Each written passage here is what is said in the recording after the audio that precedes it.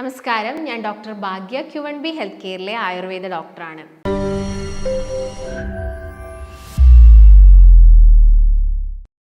പ്രമേഹ രോഗികൾക്കെല്ലാം തന്നെ അവരുടെ ഒരു ഡയറ്റിനെ കുറിച്ചിട്ടുള്ള അറിവൊക്കെ ഉണ്ടായിരിക്കാം. ചിലപ്പോൾ അവർ ഒരുപാട് വീഡിയോസൊക്കെ കണ്ടിട്ട് ഇതെങ്ങനെ പെട്ടെന്ന് കുറച്ചെടുക്കണം എന്നുള്ള കാര്യങ്ങളൊക്കെ മനസ്സിലാക്കിയ ആളുകളായിരിക്കാം. പെട്ടെന്നാണ് നിങ്ങൾ ഷുഗർ ഉണ്ട് എന്നുള്ളൊരു കാര്യം മനസ്സിലാക്കിയത്. അത് പെട്ടെന്ന് കുറയ്ക്കാൻ വേണ്ടിയിട്ട് നമുക്ക് ഡയറ്റ് ചെയ്യുന്നതും അതുപോലെ തന്നെ എക്സസൈസ് ചെയ്യുന്നതും അതിൻ്റെ കൂടെ ചെറിയ ചെറിയ ടിപ്പുകളൊക്കെ ചെയ്യുന്നതൊക്കെ ഈ ഷുഗർ കുറയ്ക്കാൻ വേണ്ടിയിട്ട് തന്നെ സഹായിക്കും. പക്ഷേ നിങ്ങൾ എടുക്കുന്ന മെഡിസിൻസ്, നിങ്ങൾ ഓൾറെഡി ഇപ്പോൾ മെഡിസിൻസ് കഴിക്കുന്ന ആളുകളാണെങ്കിൽ നിങ്ങൾ ആ മെഡിസിൻസ് കണ്ടിന്യൂ ചെയ്തിട്ട് ഇങ്ങനെയുള്ള കാര്യങ്ങളൊക്കെ ചെയ്യാം. അപ്പം നിങ്ങൾ എല്ലാം കൂടി, അതായത് ഡയറ്റ് എടുക്കുന്നുണ്ട്, എക്സസൈസ് ചെയ്യുന്നുണ്ട്, പ്രോപ്പറായിട്ടുള്ള കാര്യങ്ങളെല്ലാം നോക്കി പോകുന്നുണ്ട്, അതിൻ്റെ കൂടെ നിങ്ങൾ മെഡിസിൻസും കഴിച്ച് നിങ്ങളുടെ ഷുഗർ കുറയുന്നുണ്ടെങ്കിൽ നമുക്ക് ആ മെഡിസിൻസ് എന്ത് ചെയ്യാൻ പറ്റും, കട്ട് ചെയ്യാൻ വേണ്ടിയിട്ട് സാധിക്കും. അപ്പോൾ നിങ്ങൾ ഏർലി ആയിട്ട് അത് പെട്ടെന്ന് തന്നെ നിങ്ങൾ ഷുഗർ മനസ്സിലാക്കി കഴിഞ്ഞിട്ടുണ്ടെങ്കിൽ ആദ്യം തന്നെ നിങ്ങൾ ശ്രദ്ധിക്കേണ്ട ഒരു കാര്യം ഡയറ്റ് തന്നെയാണ്. നമ്മുടെ ഭക്ഷണത്തിൽ നല്ല രീതിയിലുള്ള ചേഞ്ചസ് ഒക്കെ വരുത്തുകയാണെങ്കിൽ നമുക്കത് വളരെ ഈസി ആയിട്ട് നോർമലിലോട്ട് കൊണ്ടുവരാൻ വേണ്ടിയിട്ട് സാധിക്കും. പക്ഷെ ചില ആളുകളുണ്ട് 20 വർഷമായി ഷുഗർ തുടങ്ങിയിട്ട്, അല്ലെങ്കിൽ 30 വർഷത്തോളമായി എനിക്ക് ഷുഗർ ഉണ്ട് എന്നൊക്കെ പറയുന്ന ആളുകളുണ്ട്. അവർ വരുന്ന സമയത്ത്, അല്ലെങ്കിൽ നമ്മുടെ ക്ലിനിക്കിലോട്ട് അവർ വരുന്ന സമയത്ത് പറയുന്ന ഒരു ബുദ്ധിമുട്ടാണ് അവരുടെ കാലിന് വരുന്ന തരിപ്പ്, അതുപോലെ തന്നെ എവിടെ നോക്കിയാലും പെയിനാണ്, ജോയിൻറ്റ് പെയിനാണ്, ഷോൾഡർ പെയിനാണ്, അതുപോലെ തന്നെ കൈകളിലൊക്കെ എപ്പോഴും വേദനയാണ്, ഒരു മരവിപ്പാണ് എന്നുള്ള കാര്യങ്ങളൊക്കെ അവർ പറയാറുണ്ട്. അപ്പം അങ്ങനെയുള്ള ആളുകളാണെങ്കിലും നിർബന്ധമായിട്ടും ഡയറ്റ് എടുക്കണം. അതിൻ്റെ കൂടെ തന്നെ അവർ മെഡിക്കേഷൻസ് എടുക്കുന്നുണ്ടെങ്കിലും ചിലപ്പോൾ അവർ കുറച്ച് കാലത്തോളം അത് കഴിക്കേണ്ടി വരും. കാരണം ഒരുപാട് വർഷങ്ങളായിട്ട് തുടങ്ങിയ ഡയബറ്റീസ് ആണെങ്കിൽ നമുക്ക് നോർമലാക്കാൻ സാധിക്കും. പക്ഷേ നമുക്കതിന് ഒരു പ്രോപ്പറായിട്ടുള്ള ഒരു ടൈം പീരീഡ് വേണം. ഒരിക്കലും നമുക്കത് 1-2 മാസം കൊണ്ട് മെഡിസിൻസ് കഴിച്ചിട്ട് പെട്ടെന്ന് അതിനെ സപ്രസ് ചെയ്യാനൊന്നും സാധിക്കില്ല. അപ്പോൾ നമ്മളത് കറക്റ്റായിട്ട് നമ്മൾ ആ ഒരു ഡോക്ടേഴ്സ് പറയുന്ന കാര്യങ്ങൾ നിങ്ങൾ ചെയ്തു പോവുകയാണെങ്കിൽ നമുക്കത് ഈസി ആയിട്ട് തന്നെ നോർമലാക്കാൻ വേണ്ടിയിട്ട് സാധിക്കും. ഞാൻ നേരത്തെ പറഞ്ഞ വിഭാഗം എന്ന് വെച്ചാൽ പെട്ടെന്ന് തന്നെ നിങ്ങൾ ഡയബറ്റീസ് മനസ്സിലാക്കി നിങ്ങൾക്ക് പെട്ടെന്നൊരു ക്ഷീണം വരിക, അല്ലെങ്കിൽ നിങ്ങൾക്കൊരു മുറിവ് പറ്റിയിട്ട് ആ മുറിവ് ഉണങ്ങുന്നില്ല, അത് ഉണങ്ങാൻ കുറച്ച് ടൈം എടുക്കുന്നു, ഇതൊക്കെ നോട്ട് ചെയ്ത സമയത്തായിരിക്കാം ചിലപ്പം നിങ്ങൾ ഒന്ന് ബ്ലഡ് ടെസ്റ്റ് ചെയ്തിട്ട് നിങ്ങൾക്ക് ഷുഗർ ഉണ്ട് എന്നുള്ളൊരു കാര്യം മനസ്സിലാക്കുന്നത്. ഈ പറയുന്ന ആളുകളിൽ നമ്മൾ സ്ട്രിക്റ്റ് ആയിട്ട് ഡയറ്റ് കൊടുക്കുകയും അതുപോലെ തന്നെ എക്സസൈസ് കറക്റ്റായിട്ടുള്ള രീതിയിൽ എക്സസൈസ് പറഞ്ഞു കൊടുത്തു. പിന്നെ നമുക്ക് വീട്ടിൽ ചെയ്യാൻ പറ്റുന്ന ഒരുപാട് ടിപ്പുകളും കാര്യങ്ങളും ഒക്കെ ഉണ്ട്, അതൊക്കെ ഫോളോ ചെയ്യുകയാണെങ്കിൽ നമുക്കിത് വളരെ ഈസി ആയിട്ട് നോർമലാക്കാൻ സാധിക്കും. അപ്പം ഇങ്ങനെയുള്ള ആളുകൾ ഡയറ്റിൽ ശ്രദ്ധിക്കേണ്ട കുറച്ച് കാര്യങ്ങളുണ്ട്. അവർ മെയിനായിട്ടും എല്ലാ ഡോക്ടേഴ്സും പ്രത്യേകം പറയുന്ന ഒരു കാര്യമാണ്, നിങ്ങൾ സ്റ്റാർച്ച് അഥവാ അരി ആഹാരം മാക്സിമം കുറയ്ക്കണം. പഞ്ചസാര കംപ്ലീറ്റ് ആയിട്ട് കട്ട് ചെയ്യണം. പഞ്ചസാര നമുക്ക് കംപ്ലീറ്റ് ആയിട്ട് കട്ട് ചെയ്യുന്നത് കൊണ്ട് വലിയ പ്രശ്നങ്ങളൊന്നുമില്ല. പെട്ടെന്ന് പഞ്ചസാര കുറച്ച് കഴിഞ്ഞാൽ എന്തെങ്കിലും ബുദ്ധിമുട്ട് വരും, ക്ഷീണം വരും. പേഷ്യൻസ് പറയും ക്ഷീണം വരും പെട്ടെന്ന് പഞ്ചസാര കട്ട് ചെയ്താൽ. അത് ശരിക്കും നമ്മുടെ ഒരു തോന്നലാണ്. നിങ്ങൾ പഞ്ചസാര കട്ട് ചെയ്താൽ നിങ്ങൾക്ക് പെട്ടെന്നൊന്നും ക്ഷീണം വരില്ല. നിങ്ങൾ അരിയാഹാരം ചിലപ്പം കുറച്ചധികം എമൗണ്ടിൽ നമ്മൾ ചോറ് കഴിച്ചിരുന്ന ആളാണെങ്കിൽ പെട്ടെന്നൊരു ദിവസം നിങ്ങൾ അരിയാഹാരം കംപ്ലീറ്റ് ആയിട്ട് നിർത്തുന്ന സമയത്ത് ചിലപ്പോൾ നിങ്ങൾക്ക് ക്ഷീണം വരാൻ ചാൻസ് ഉണ്ട്. അതുകൊണ്ട് നിങ്ങൾ എന്ത് ചെയ്യുക, അരിയാഹാരം ഒഴിവാക്കുന്ന സമയത്ത് നിങ്ങൾ പതുക്കെ പതുക്കെ എമൗണ്ട് കുറച്ചിട്ട് നിങ്ങൾ ബ്രൗൺ റൈസിലോട്ട് വരിക. അതാണ് ഏറ്റവും ബെസ്റ്റ് ആയിട്ടുള്ളൊരു മെത്തേഡ്. അതായത് നിങ്ങൾ വൈറ്റ് റൈസ് കംപ്ലീറ്റ് ആയിട്ട് ഒഴിവാക്കാൻ പറ്റുമെങ്കിൽ ഒഴിവാക്കിയിട്ട് നിങ്ങൾ ബ്രൗൺ റൈസ് കഴിക്കുക. ബ്രൗൺ റൈസ് കഴിക്കുന്നുണ്ടെങ്കിലും നിങ്ങൾ ഒരുപാട് കുത്തരിച്ചോറൊന്നും കഴിക്കേണ്ട. നമുക്ക് വേണ്ട വിശപ്പടങ്ങുന്ന രീതിയിലുള്ള വളരെ ഒരു ചെറിയൊരു കപ്പ് കുത്തരിച്ചോറ് നിങ്ങൾ കഴിക്കുകയാണെങ്കിൽ നമ്മുടെ ഷുഗർ ഒന്നും പെട്ടെന്ന് കൂടില്ല. അതുപോലെ തന്നെ നിങ്ങൾ ശ്രദ്ധിക്കേണ്ട ഒരു കാര്യം, ഈ അരിയാഹാരവും അതുപോലെ തന്നെ പഞ്ചസാരയും മാത്രമല്ല ഷുഗർ ഉണ്ടാക്കുന്നത്. നിങ്ങൾ ഈ ഫാസ്റ്റ് ഫുഡ് വാങ്ങി കഴിക്കുന്നുണ്ടെങ്കിൽ, നിങ്ങൾ ഈ സാൻഡ്വിച്ച്, ബർഗർ, പിസ്സ പോലെയുള്ള ഫുഡ് നിങ്ങൾ കഴിക്കുന്നുണ്ടെങ്കിൽ നിങ്ങൾക്ക് ഷുഗർ വരാനുള്ള ചാൻസസും കൂടുതലുണ്ട്. അതിനുള്ളൊരു പ്രധാന റീസൺ എന്ന് വെച്ചാൽ ഈ സാൻഡ്വിച്ച് ആണെങ്കിലും ബർഗർ ആണെങ്കിലും പിസ്സ ആണെങ്കിലും ഇതിലുണ്ടാക്കിയിരിക്കുന്ന ബണ്ണെന്ന് പറയുന്നതും, അതുപോലെ തന്നെ ഇതിൻ്റെ അകത്ത് നമ്മൾ എന്താണെങ്കിലും ഒരു മീറ്റ് വെക്കും, ഒരു മാംസം വെക്കും ഈ ബർഗറിലും സാൻഡ്വിച്ചിലൊക്കെ. അപ്പം ഇതിനകത്തുള്ള ഈ കൊഴുപ്പും അതുപോലെ തന്നെ പഞ്ചസാരയും പരസ്പരം ജോയിൻ ചെയ്യുക, അല്ലെങ്കിൽ ഇതിൻ്റെ അകത്തുള്ള അന്നജവും പഞ്ചസാരയും അതുപോലെ തന്നെ കൊഴുപ്പും കൂടി ജോയിൻ ചെയ്യുന്ന സമയത്ത് ഇത് നമ്മുടെ ബോഡിയിൽ റിലീസ് ചെയ്യുന്നത് ഷുഗറായിട്ട് തന്നെയാണ്.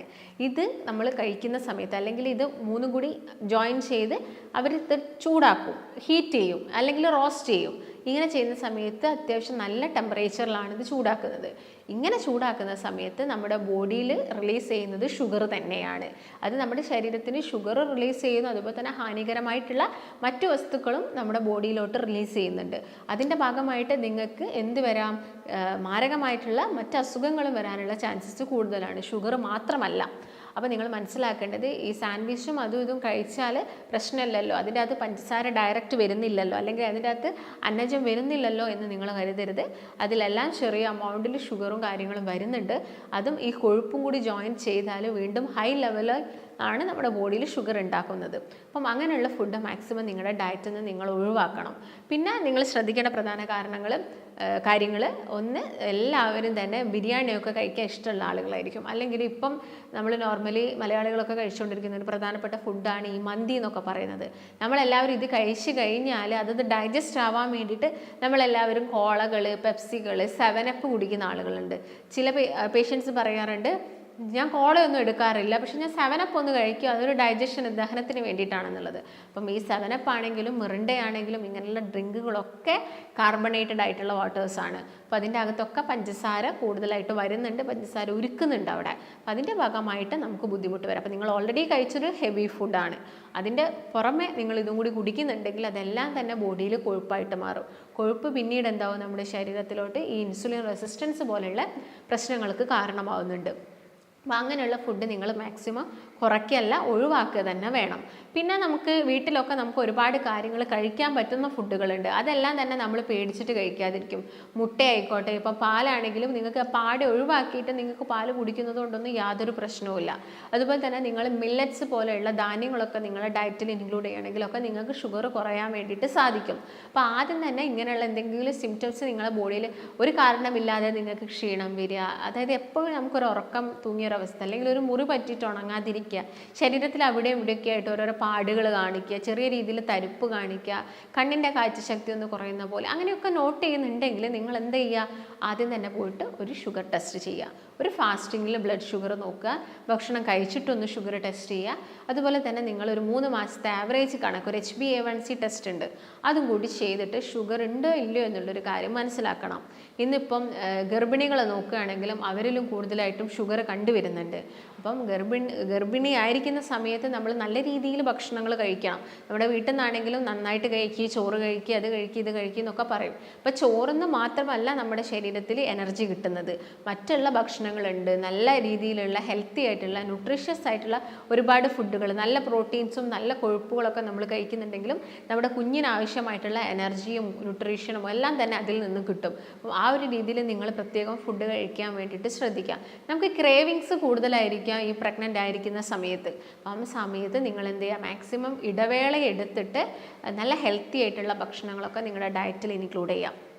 അതുപോലെ തന്നെ നിങ്ങൾ എല്ലാ ദിവസവും ഈ ഭക്ഷണങ്ങളൊക്കെ ശ്രദ്ധിക്കുന്നതിൻ്റെ കൂടെ തന്നെ നിങ്ങളൊരു എക്സസൈസ് നിർബന്ധമായിട്ട്, കാരണം അധികം വരുന്ന കലോറീസ്, നിങ്ങളിപ്പോൾ ഒരു ദിവസം അധികം ഫുഡ് കഴിച്ചു പോയിട്ടുണ്ടെങ്കിൽ കൂടി അതൊന്ന് ബേൺ ഔട്ട് ആവാൻ വേണ്ടിയിട്ട് നിങ്ങൾ എന്ത് ചെയ്യണം, എക്സസൈസ് നിർബന്ധമായിട്ടും ചെയ്തിരിക്കണം, വ്യായാമം. ഡോക്ടേഴ്സ് എല്ലാവരും തന്നെ പറയാറുണ്ട്, നമുക്ക് എല്ലാവർക്കും മടിയുള്ളത് കൊണ്ടാണ് നമ്മളിത് ചെയ്യാത്തത്. പക്ഷേ നമ്മൾ കുറച്ചൊന്ന് എഫേർട്ട് കൊടുക്കുകയാണെങ്കിൽ നമുക്കൊന്ന് നോർമൽസിയിലോട്ട് ഷുഗർ കൊണ്ടുവരണം, നമുക്ക് മെഡിക്കേഷൻസ് ഒക്കെ ഒന്ന് സ്റ്റോപ്പ് ചെയ്യണം എന്ന ആഗ്രഹമുള്ള ആളുകളാണെങ്കിൽ നിങ്ങൾ എന്താണെങ്കിലും എക്സസൈസ് ചെയ്യുക. സൈക്ലിംഗ് ചെയ്യാൻ ആഗ്രഹമുള്ള ആളുകൾ സൈക്ലിംഗ് ചെയ്യുക, സ്വിമ്മിങ് ആണെങ്കിൽ സ്വിമ്മിങ് ചെയ്യുക. നിങ്ങൾ നന്നായിട്ടൊന്ന് വേർക്കണം, ആ രീതിയിലുള്ള എക്സസൈസ് നിങ്ങൾ ചെയ്യുക. നിങ്ങളുടെ ബോഡിയിൽ നിങ്ങളെ ഹാർട്ട് ബീറ്റ് ഒക്കെ ഒന്ന് കൂടണം. ആ ഒരു രീതിയിലാണ് നിങ്ങൾ എക്സസൈസ് ഫോളോ ചെയ്യേണ്ടത്. അതിനുശേഷം നമുക്ക് നമ്മുടെ ഹെൽത്തി ആയിട്ടുള്ള ഡ്രിങ്കുകളൊക്കെ നിങ്ങൾക്ക് ട്രൈ ചെയ്യുന്നതുകൊണ്ട് കുഴപ്പമില്ല. പക്ഷെ നിങ്ങൾ എപ്പോഴും ഒരു ഹെൽത്തി ആയിട്ടുള്ള ഡ്രിങ്ക് ട്രൈ ചെയ്യുന്നതിന് മുൻപേ നിങ്ങളുടെ ഡോക്ടേഴ്സിനോടും കൂടി ചോദിക്കുന്നത് നല്ലതാണ്. കാരണം എല്ലാവർക്കും നമ്മളിപ്പോൾ വീട്ടിലുള്ള ചില ഒറ്റമൂലികളല്ലേ, വീട്ടിലുള്ള എന്തെങ്കിലും ഇൻഗ്രീഡിയൻസ് ഒക്കെ ഉപയോഗിച്ചിട്ടായിരിക്കാം ചിലപ്പോൾ ഡ്രിങ്ക് ഒക്കെ ഉണ്ടാക്കുന്നത്. അപ്പം ആ സമയത്തും അത് നമ്മുടെ ബോഡിക്ക് പറ്റുന്നതാണോ, യോജിക്കുന്നതാണോ എന്നുള്ള കാര്യങ്ങളൊക്കെ മനസ്സിലാക്കിയിട്ട് വേണം ഇങ്ങനെയുള്ള ഡ്രിങ്കുകളും കാര്യങ്ങളൊക്കെ ഫോളോ ചെയ്യാൻ. അപ്പോൾ ഇന്നത്തെ വീഡിയോയിൽ ഞാൻ നിങ്ങൾക്കൊരു ഡ്രിങ്കും കൂടി പരിചയപ്പെടുത്തി തരാം. അത് നിങ്ങൾ ഒരിക്കലും ഷുഗർ പേഷ്യൻസ്, ഞാൻ ഈ നേരത്തെ ഡയറ്റ് ശ്രദ്ധിക്കാതെ അല്ലെങ്കിൽ എക്സസൈസ് ചെയ്യാതെ മെഡിക്കേഷൻസ് എടുക്കാതെ ഒരിക്കലും ഈ ഡ്രിങ്ക് ട്രൈ ചെയ്യേണ്ട ആവശ്യകതയില്ല. നിങ്ങൾ ഇതെല്ലാം ചെയ്തിട്ട് ഇതിൻ്റെ കൂടെ മാത്രം ഒന്ന് ട്രൈ ചെയ്യേണ്ടതാണ് ഈ ഒരു ഡ്രിങ്ക്. ഇതിന് വേണ്ടിയിട്ട് നമുക്ക് വേണ്ടത് കറുവപ്പട്ടയാണ്, അതുപോലെ തന്നെ നമുക്ക് ഇഞ്ചി വേണം, അതുപോലെ തന്നെ ഗ്രീൻ ടീ വേണം. ഈ 3 കാര്യങ്ങളാണ്, സിന്നമൺ, അതുപോലെ തന്നെ ജിഞ്ചർ, ഗ്രീൻ ടീ. ഈ 3ഉം കൂടി ചേർന്നിട്ടാണ് നമുക്ക് ഈ ഒരു ഡ്രിങ്ക് ഉണ്ടാക്കേണ്ടത്. നമുക്ക് എല്ലാവർക്കും അറിയാം ഗ്രീൻ ടീ ഇപ്പം ചെറിയ ചെറിയ പാക്കറ്റ്സുകളിൽ നമുക്ക് അവൈലബിൾ ആണ്. നിങ്ങൾ ഗ്രീൻ ടീ മേടിക്കുക, എന്നിട്ട് എന്ത് ചെയ്യുക, ഒരു ഗ്ലാസ് വെള്ളത്തിലോട്ട് നിങ്ങൾ എന്ത് ചെയ്യുക, ഈ ഒരു ഗ്രീൻ ടീ ജസ്റ്റ് ഒന്ന് ഡിപ്പ് ചെയ്യുക. ചൂടുവെള്ളമാണ് നല്ലത്, നല്ല തിളപ്പിച്ചാറിയ വെള്ളം അല്ലെങ്കിൽ അത്യാവശ്യം ചൂടിൽ നിൽക്കുന്ന വെള്ളത്തിലോട്ട് ഗ്രീൻ ടീ ഡിപ്പ് ചെയ്യുക. ഇതിലോട്ടൊരു 1/2 കഷ്ണം ഇഞ്ചി ചതച്ചിട്ട് വെക്കുക. അല്ലെങ്കിൽ അതിൻ്റെ നീരൊഴിച്ചാലും മതി. നിങ്ങൾ ഇഞ്ചി ചതച്ചിട്ട് ജസ്റ്റ് ഒന്ന് പിയ്യുക. അപ്പോൾ അതിൻ്റെ നീര് നിങ്ങൾക്ക് അതിൻ്റെ അകത്തോട്ട് കിട്ടും. അതിലോട്ട് നിങ്ങൾ ഒരു 1/2 ടീസ്പൂൺ എന്ത് ചെയ്യുക, കറുവപ്പട്ടയും കൂടി ആഡ് ചെയ്യുക. അപ്പോൾ നിങ്ങൾക്ക് ഇതിൻ്റെ ചൊയ ഓവറായിട്ട് കഴിക്കാൻ പറ്റാത്ത ആളുകളാണ്, അല്ലെങ്കിൽ ഓവറായിട്ട് അസിഡിറ്റി പോലുള്ള പ്രശ്നങ്ങളാണെങ്കിൽ അതൊരു 2-3 ഗ്ലാസ് വെള്ളത്തിലോട്ട് ഒഴിക്കുക. ഈ കാര്യങ്ങൾ മിക്സ് ചെയ്തിട്ട് ഈ വെള്ളം നിങ്ങൾ ഒരു ദിവസം ഒരു 2-3 തവണയായിട്ട് കുടിക്കുക. ഇങ്ങനെ കുടിക്കുന്നുണ്ടെങ്കിൽ, കാരണം ഈ പറഞ്ഞ കാര്യങ്ങളിലെല്ലാം തന്നെ ആൻറ്റി ഓക്സിഡൻസ് കൂടുതലാണ്.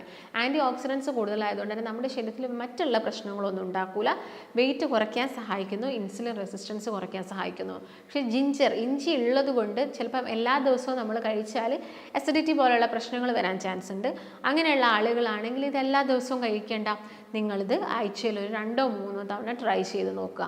എന്നിട്ട് നിങ്ങളുടെ ഇൻസുലിൻ എത്രത്തോളം, നിങ്ങളുടെ ഷുഗർ എത്രത്തോളമാണ് എന്നുള്ളൊരു കാര്യം ചെക്ക് ചെയ്യുക. ഇത് ചെക്ക് ചെയ്യുന്ന സമയത്ത് നിങ്ങൾക്ക് അത് കുറയുന്നത് കാണാൻ വേണ്ടിയിട്ട് സാധിക്കും. ഈ പറയുന്ന ഇൻഗ്രീഡിയൻസ് എല്ലാം തന്നെ നല്ല എന്താണ്, ആൻറ്റി ഓക്സിഡൻസുകളാണ്.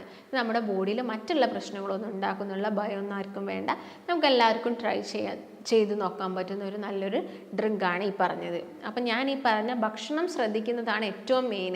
നമ്മൾ എത്ര ടിപ്പ് ഫോളോ ചെയ്താലും അല്ലെങ്കിൽ അതുപോലെ തന്നെ എത്ര മെഡിസിൻസ് എടുത്താലും മെയിൻ എന്ന് പറയുന്നത് നമ്മുടെ ഫുഡ് തന്നെയാണ്. ആയുർവേദ പ്രകാരം പറയുന്നത് ആഹാരമാണ് ഔഷധം എന്നാണ്. നമുക്കൊരു കാലത്ത് മെഡിക്കേഷൻസ് സ്റ്റോപ്പ് ചെയ്യണമെന്നുണ്ടെങ്കിൽ നമ്മുടെ ആഹാരം കറക്റ്റ് രീതിയിലോട്ട് വരണം. കറക്റ്റ് രീതിയിലോട്ട് വന്നാൽ നമുക്ക് മെഡിക്കേഷൻസ് അപ്പോൾ സ്റ്റോപ്പ് ചെയ്യാൻ ഈസി ആയിരിക്കും. അപ്പോൾ നിങ്ങൾക്ക് ഇപ്പോൾ ഡയബറ്റീസ് മൂലം ബുദ്ധിമുട്ടുന്ന ആളുകളൊക്കെ ആണെങ്കിൽ നിങ്ങൾ കോൺടാക്റ്റ് ചെയ്യുക. നമുക്ക് പ്രോപ്പറായിട്ടുള്ള മെഡിക്കേഷൻസും ഡയറ്റും ഒക്കെ അവൈലബിൾ ആണ്. ഇതിനെക്കുറിച്ച് ഡൗട്ട് ഉണ്ടെങ്കിൽ നിങ്ങൾ താഴെ കാണുന്ന നമ്പറിൽ ബന്ധപ്പെടുക. നമുക്ക് മറ്റൊരു നല്ല ഹെൽത്ത് ടോപ്പിക്കുമായിട്ട് വീണ്ടും കാണാം. നന്ദി.